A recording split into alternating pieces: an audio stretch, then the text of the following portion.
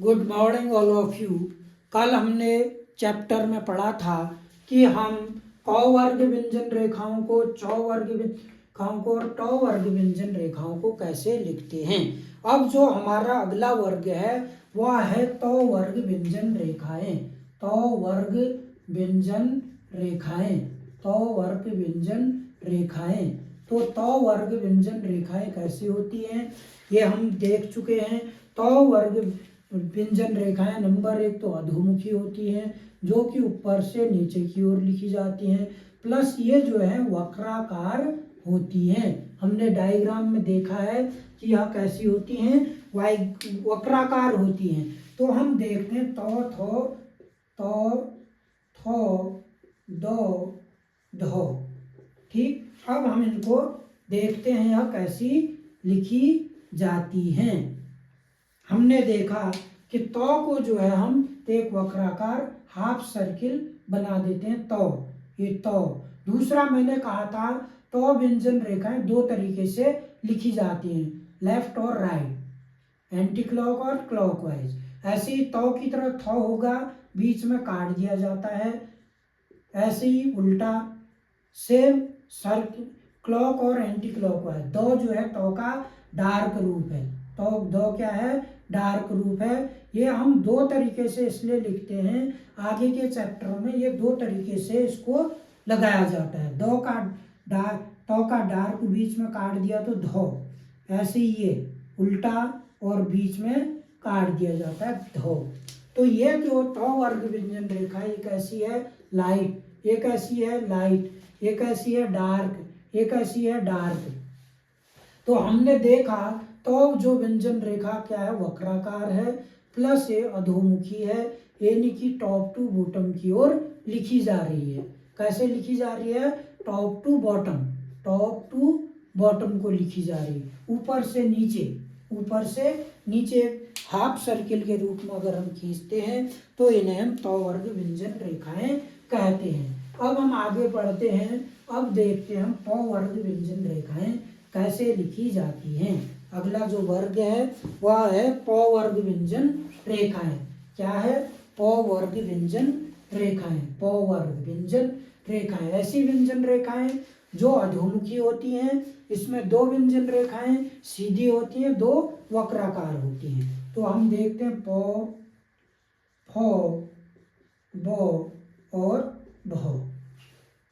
पौ जो व्यंजन रेखा है वह 120 डिग्री के एंगल से लिखी जाती है। अब हम देखते हैं, हमने आरेख में देखा है कि पौ व्यंजन रेखा कैसे लिखी जाती है, पौ और बो, और फौ व्यंजन रेखा कैसे लिखी जाती है। तो हम देख रहे हैं 120 डिग्री के एंगल से, ये 120 डिग्री के एंगल से जो व्यंजन रेखा टॉप टू बॉटम की ओर खींची जाती है उसे पौ व्यंजन, और फौ जो है वह वक्राकार व्यंजन रेखा है। और सभी व्यंजन रेखाओं की लेंथ हमें बराबर रखनी है ताकि हमें आगे कंफ्यूज ना हो। वो जो है पौ का डार्क रूप है 120 और डार्क रूप, इनकी हमें बार बार प्रैक्टिस करनी है।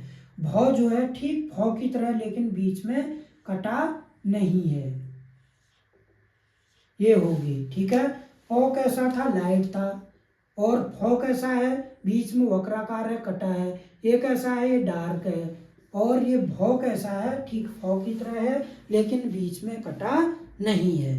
तो हम अब आगे बढ़ते हैं, अब देखते हैं अंतस्थ व्यंजन रेखाएं। क्या देखते हैं, अंतस्थ व्यंजन रेखाएं। अंतस्थ व्यंजन रेखाएं, अंतस्थ मीन्स ऐसी व्यंजन रेखाएं जिनकी आवाज हमारे अंदर से आती है, अंतस्थ व्यंजन रेखाएं।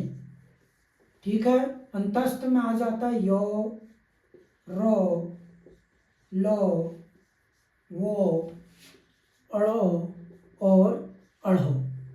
ठीक, हमने देखा था कि यो व्यंजन, रॉ व्यंजन रेखा कितने डिग्री एंगल से लिखी जाती है, 30 डिग्री के एंगल से लिखी जाती है, हम यहाँ पढ़ चुके हैं। और कैसी व्यंजन रेखाएं ये बॉटम टू टॉप को, यानी कि नीचे से ऊपर को खींची जाने वाली व्यंजन रेखाएं। ये कैसी है, अपवर्ड, अभी तक कैसी चल रही थी, डाउनवर्ड। तो रॉ हम पढ़ चुके हैं।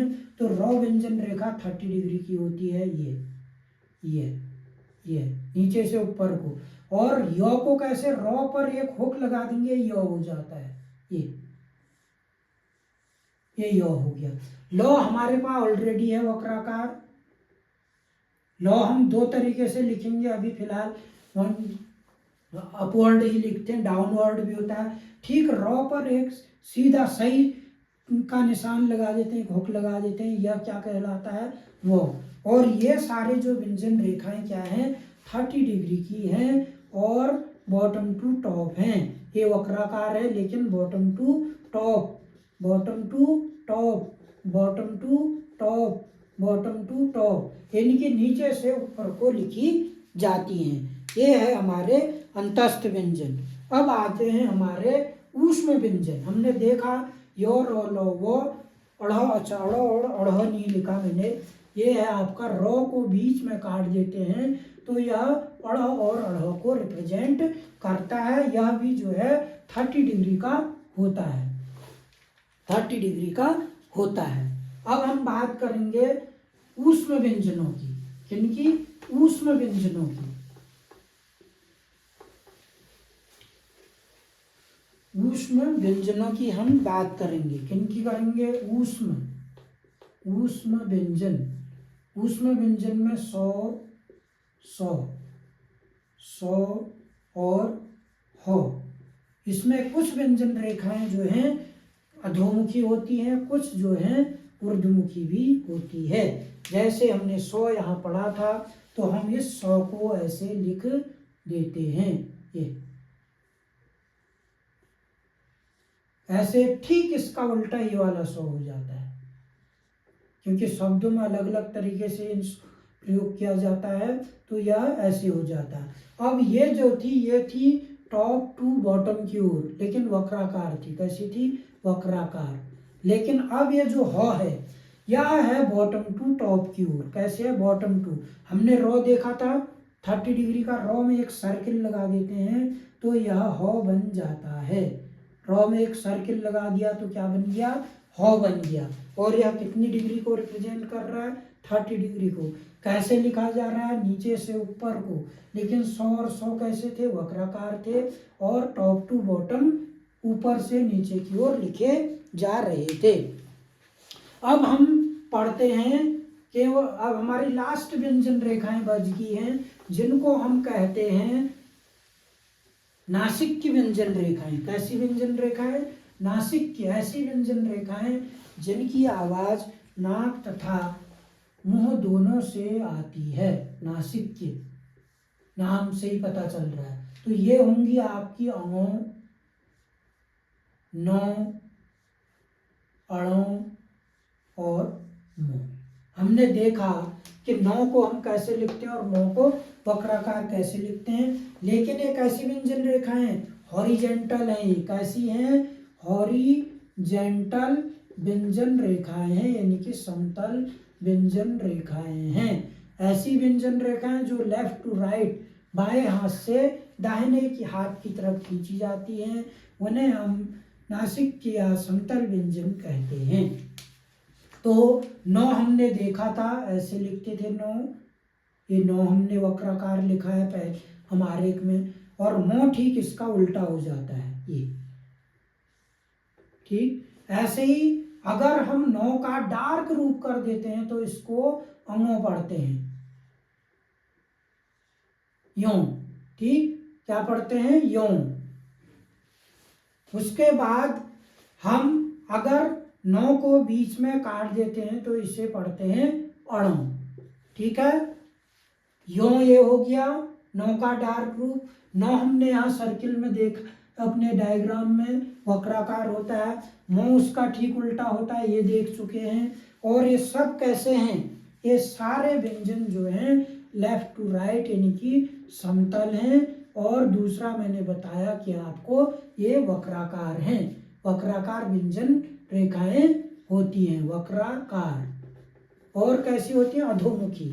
ऊर्ध्वमुखी हमारे पास यो, रो, लो, वो, अड़ो, अड़ो और हो केवल व्यंजन रेखाएं हैं।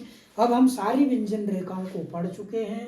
आगे के टॉपिक में हम बात करेंगे समस्त व्यंजन रेखाओं को कैसे लिखते हैं। इनकी सबकी प्रैक्टिस आपको करनी है, आराम से प्रैक्टिस करिए।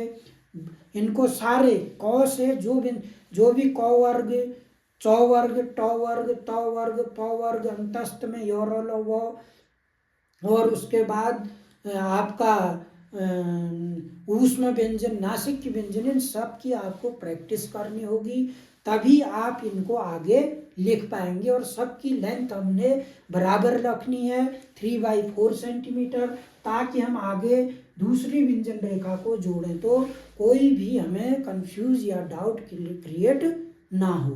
तो थैंक यू वेरी मच। आज हम इतनी ही बात करेंगे। Thank you.